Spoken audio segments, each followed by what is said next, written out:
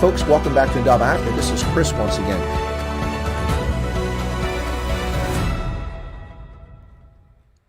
Ladies and gentlemen, welcome to Chris Wyatt Africa, Indaba Africa News of the Day today, the 21st of May, 2021. In breaking news today, the member of the Democratic Alliance, she was a member of Parliament on the 20th, and a member of the party, Pumzile van Dam, announced her resignation from the Democratic Alliance and from her position as a member of Parliament for that party on the 20th, but backtracked today, saying that she gave no indication she was resigning and she remains an active member of the Democratic Alliance. Are you confused? So am I. Take a number, folks. We'll talk more about that shortly. While much of the world is reopening for international travel, South Africa seems not to be. Meanwhile, the National Coronavirus Command Council, you know that body. It's an undemocratic, unelected, unaccountable, capricious body that believes in muti and witchcraft, not science, reason, epidemiology, or virology. The National Coronavirus Command Council's uninformed decision to prevent spectators at the British and Irish Lions Tour in South Africa is an unmitigated disaster for South Africa and a massive economic loss. And begs the question, what's the point of going to South Africa to play rugby? Just do it in the United Kingdom. There's no reason to hold the British and Irish Lions Tour in South Africa if you are not going to have spectators. What an asinine, ridiculous concept. Chris Roper's woke assault on the African Christian Democratic Party. Clearly a man that has no time or energy for faith or people of faith. And unfortunate for Toby Shapshak's unfortunately poor timing in his discussion of speaking up for Pumzile van Dam and talking about her role in government. He had the misfortune of that article being released on the same day that she announced her resignation as a member of Parliament. Southern Africa's SADC, Southern African Development Community, is holding another Cafe Clutch 2 months after the ghoulish, horrific events that unfolded in Palma and Cabo Delgado province in northern Mozambique. Beheadings, dismemberments, murders, burning people alive.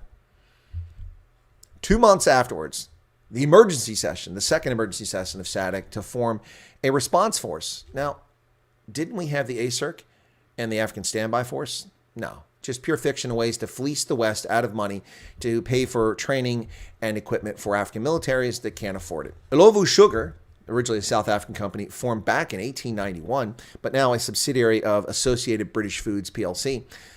Illovo Sugar is investing in Tanzania, not in South Africa. The Africa Report is concerned about window dressing by the International Monetary Fund in its talks with Zambia over debt. The Southwest Africa People's Organization, or SWAPO Party Youth League, calls homosexuality satanic. And the Baleta tribe of Botswana has a court case today in Gaborone before the High Court regarding land tenure for land that it purchased a century ago. Botswana schools remain unready to reopen. 15, 16 months after the pandemic began, schools in Botswana apparently are not prepared to open. What exactly have schools been doing in 16 months other than collecting paychecks? Not educating students. The African Union encouraged civilians and military to form a government and work together in Chad. Okay. Yeah, that's going to work real well. And in breaking news out of Nigeria, Nigeria's ghoulish Boko Haram leader reportedly is dead after confrontation with another group that went after him. Abubakar Shekar is apparently dead, having blown himself up. These are unconfirmed reports. Now, the group that attacked him apparently was interested in the reward, the $7 million reward the United States government offered for his capture. And the United States government said, no, ISIS-related groups cannot receive a $7 million reward. In Nigeria since 1937, ongoing corruption, violence, and the disputes over who owns land and what's happening to that land in the Niger Delta has convinced Royal Dutch Shell to leave Nigeria. There, for nearly 1 century of oil exploration and exploitation, Royal Dutch Shell has announced that they've had enough and they're leaving Nigeria in shocking developments. Meanwhile, Nigeria's Air Force is adding JF-17 fighter jets from Pakistan to its inventory of new aircraft. And the Stormers are back in action, getting key players back for this weekend's matchup against the Sharks in Durban. Good news for Stormers fans. Lots of players, including Peter Steph Dutoit, are back in the lineup. They've been out of the lineup for some time. So there you have it, folks. Those are the headlines. Let's get to the in-depth news and analysis and a belated start to this news stream. We would normally be finished at this point, but now we're just getting to the news and analysis owing to whatever's going on with Streamlabs OBS.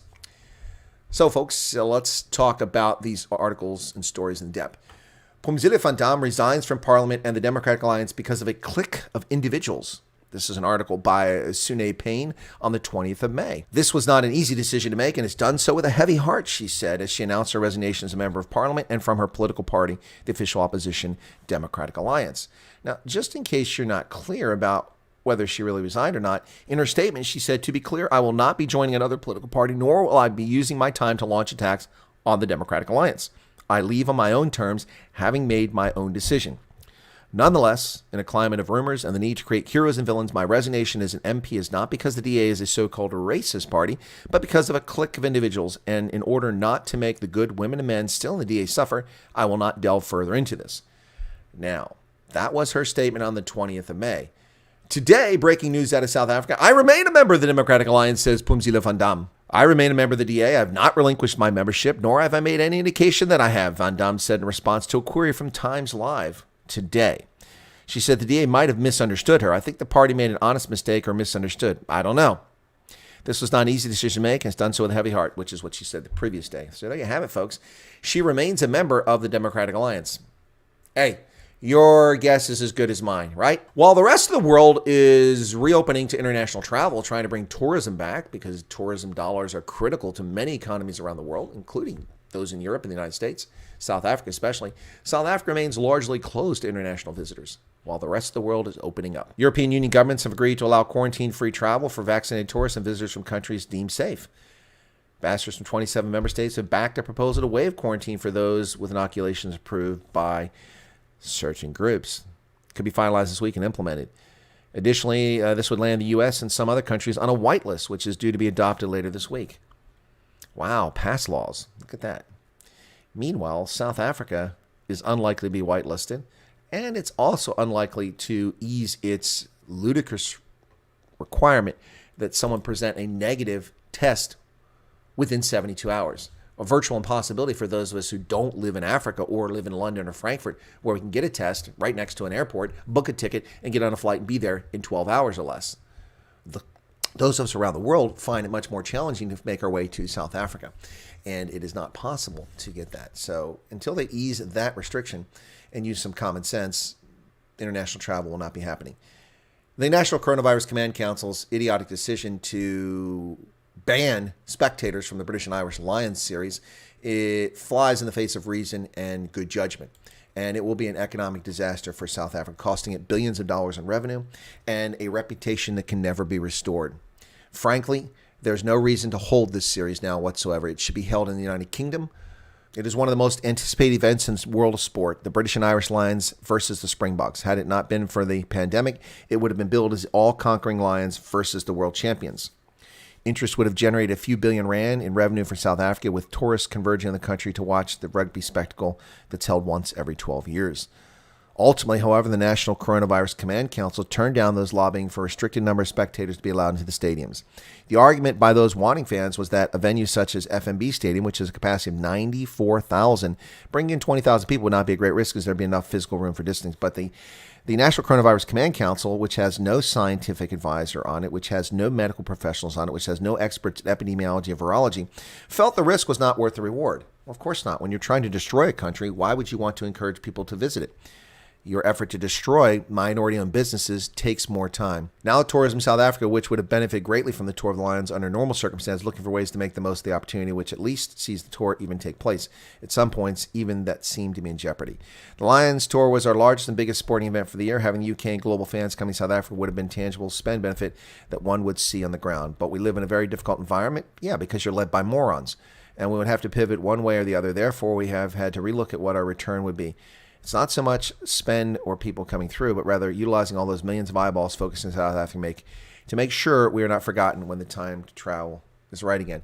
Well, you will be forgotten. Just like your wines are no longer considered reliable suppliers, your vineyards can no longer deliver the wine that is under contract to be delivered to wholesalers around the world, and therefore people not interested in South African wines anymore. The irreparable damage done by morons in the National Coronavirus Command Council who have no concept or appreciation or understanding for how businesses work. And they prevented your wine industry from shipping your wine abroad with no justification whatsoever. No one would have been at risk. They're just complete, utter fools. Chris Roper attacks the African Christian Democratic Party because he doesn't like their Christianity. Once again, Chris Roper is at it attacking people. And so in a long diatribe in which he talks about all sorts of things, he says, suggesting human rights shouldn't be taken too far, the African Christian Democratic Party is displaying a selective morality and religious bigotry that begs to be called out. Well, I do dare say that the comments by Chris Roper are very much religious bigotry against Christians. So it's ironic that the subtitle of his article accuses the ACDP of bigotry, of religious bigotry, which he himself puts into his article. The irony is lost on the gentleman. He said, I read two astonishing things this week, both indicative of the lengths to which men will go to achieve success. The first was a statement by the remarkably Reverend Kenneth Michaud, leader of the anonymously named African Christian Democratic Party. He said, South Africans must not take the issue of human rights too far. While this is yet another indication that religions will always be happy to compromise on basic constitutional rights when it comes to shoring up their tattered belief systems, it's not even the most absurd thing the ADCP has said this year. And it goes on and on. I'm not going to give it much more light of the day. Chris Roper's assaults on people he disagrees with politically is shameless. It just keeps happening. I don't know why this guy goes after people. His article makes no sense whatsoever. You can welcome to go read it in a financial mail and read what he had to say. But all I can tell you is this, is that the irony is there that he accuses the ACDP of religious bigotry, which is exactly what his op-ed is, religious bigotry. And he acts as if religions are supposed to be free from controversy or free from making errors. Of course not. They're comprised of Homo sapiens, and Homo sapiens are flawed creatures. They make errors. Poor Toby. Toby Shapshak put an article out on the 20th, and the timing was rather unfortunate. Toby Shapshak, someone tell Stella what it's all about. Despite the ministry's incompetence, an opposition MP has brought social media giant Facebook before Parliament. He's talking about, of course, Pumzile van Dam. What a different world we would live in if the DA's Pumzile van Dam were the communications minister instead of the inept Stella Nabeni Abrahams. Last week, the minister briefed Parliament on the train wreck that is the SABC, whose retrenchment process and attempts to cut $3 billion staff bill she twice interfered with. Well, Toby, it's unfortunate for you that article came out the same day that Pumzile van Dam resigned from Parliament. It doesn't negate your op-ed and your commentary, but it's just unfortunate timing for you. If you'd written this a week before, you probably would have had a lot more attention to it. SADC is once again going to meet. According to Peter Fabricius, they're going to meet to discuss plans to send a 3,000-member intervention force to Cabo Delgado province in northern Mozambique. Military experts of Southern African Development Community last month drafted a plan for a force of nearly 3,000 troops armed with helicopter gunships and warships to defeat and dislodge the Islamic State-affiliated insurgency terrorizing Mozambique's northernmost province of Cabo Delgado. Well, folks, let me tell you this. We are now 2 months since the ghoulish events, the 24th of March, that took place in Cabo Delgado province and continued for at least a week after that. SADC is still not there. 2 months later, they had an emergency meeting for an emergency deployment, and 2 months later, not there. This is exactly what I told you would happen. There's no way that SADC would deploy a force within 2 to 3 months at the earliest. At the earliest. Now we're 2 months later, there's no force there. Maybe within the next month, possibly, they could get the first lead elements of a force in there, but they're not, because it's not an intervention force. It's not a standby force. It's not a peacekeeping force. It's non-existent vaporware, which is what Africans are very good at, hoodwinking those in the West into thinking that they actually care about security on the continent and they're actually making a difference. There are a few exceptions to that. Of course, we've seen Nigeria make decisive engagements in the past. We've seen AMISOM under the African Union make decisive engagements and actually fight a conflict against al-Shabaab in Somalia. Beyond that, most military intervention in Africa by Africans is adventurism to seek profit and gain for themselves. There are a few exceptions, but not many. Nothing is happening. The ghouls still rule the roost in northern Mozambique. The FATM is ineffective. Total has pulled out. The Dyke Group, apparently its contract was not renewed. So people are left at the mercy of these ghouls. Ilovo Sugar, which originally was founded in South Africa in 1891, is now a subsidiary of a British corporation, is investing in Tanzania, not in South Africa. Tanzania is its third most profitable market after Zambia and Malawi. Africa's largest sugar producer, Ilovo Sugar Africa, will spend 3.4 billion rand over the next 3.5 years to expand production in Tanzania.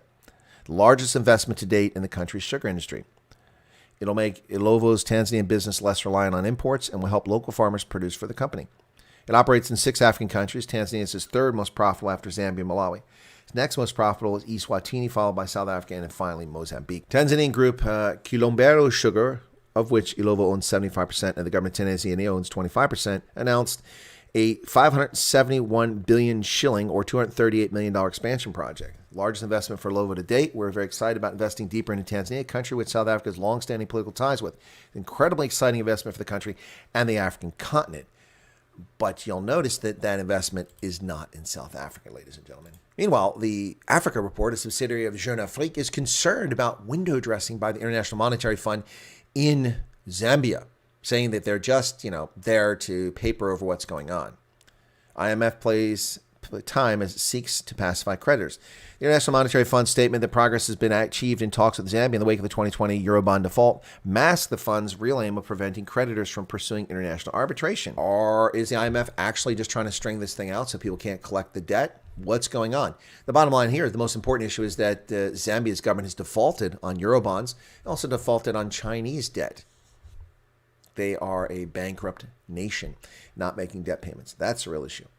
In Namibia, the Southwest Africa People's Organization, or SWAPO, Party Youth League, says that homosexuality is satanic. SWAPO Youth League Secretary Ephraim Nkongo has told fellow SWAPO members serving the National Assembly to stop wasting their time discussing the rights and possible ways to legalize homosexuality in Namibia because it is satanic. He said the ruling party's youth wing is sickened by the growing debates on and proposals to legalize homosexuality in the National Assembly, which he says are now taking up more time that should be reserved for more important motions. We would like to express our dissatisfaction on the prioritizing motions or bills in the National Assembly.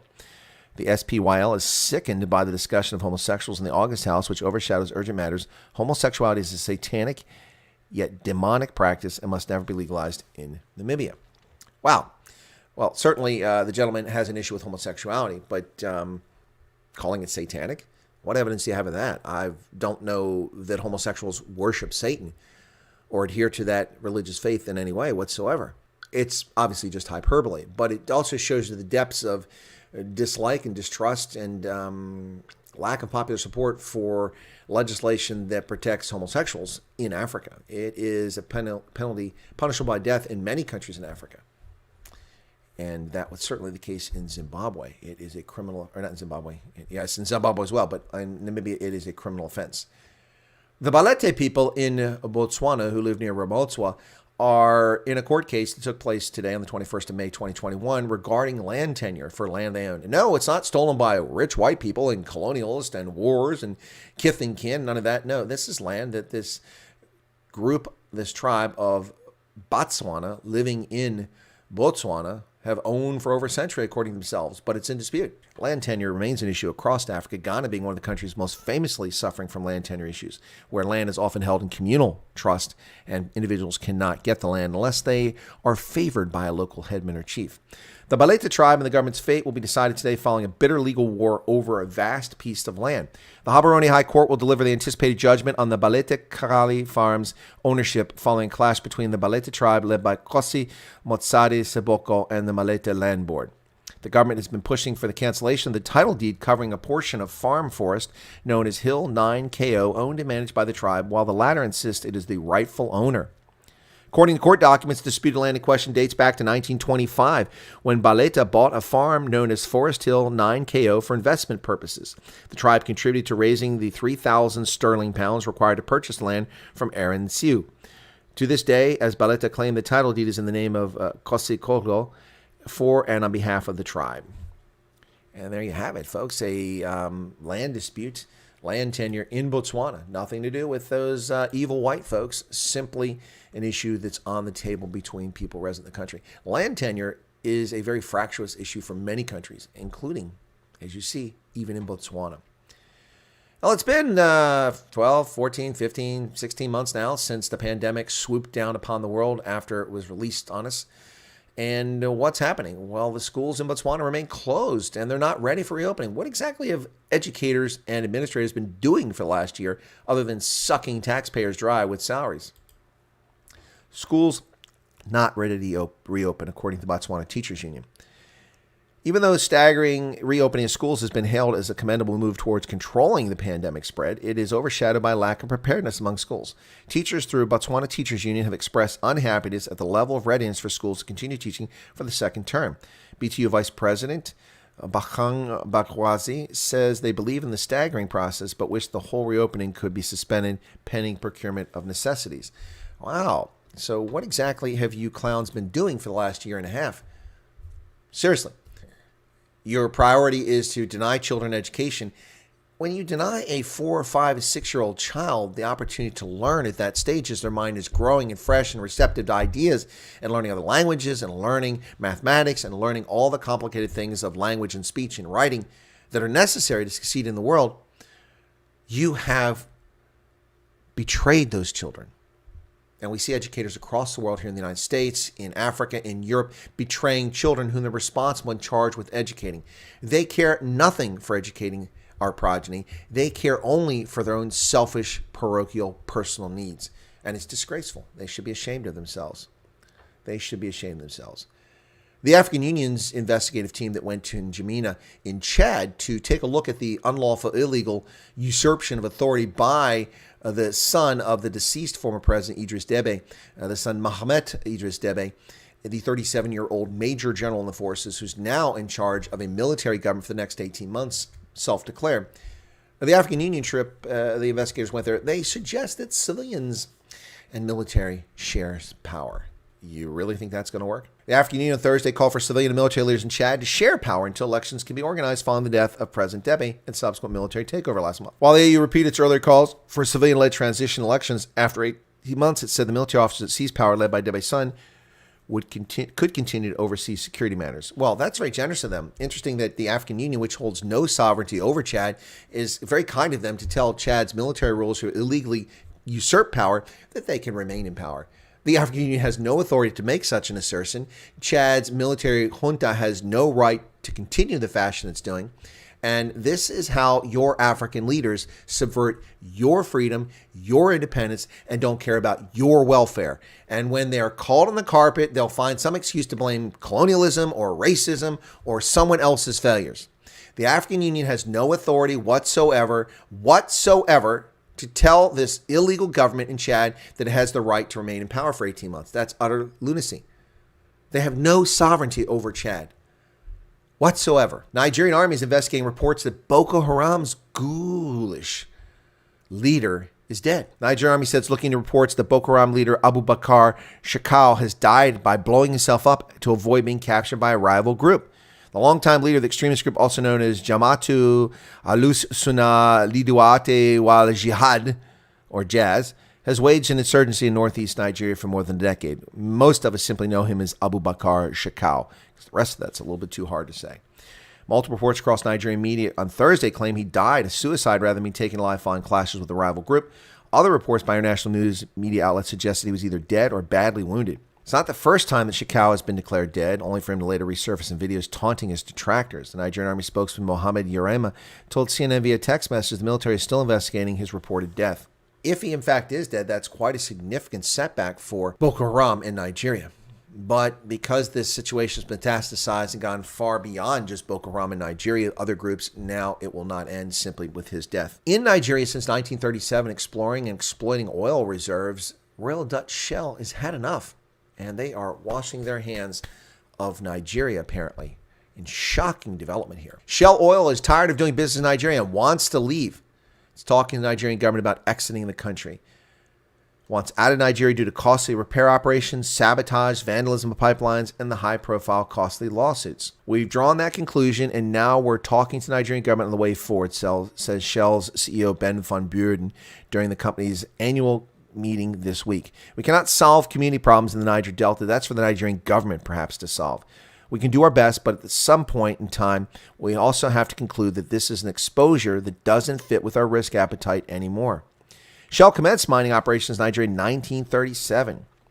As the biggest onshore operator in Nigeria, Shell has often been accused of oil spillages that have damaged farmlands irreparably and imperiled livelihoods, while people conveniently ignore the bunkering that actually causes the leaks.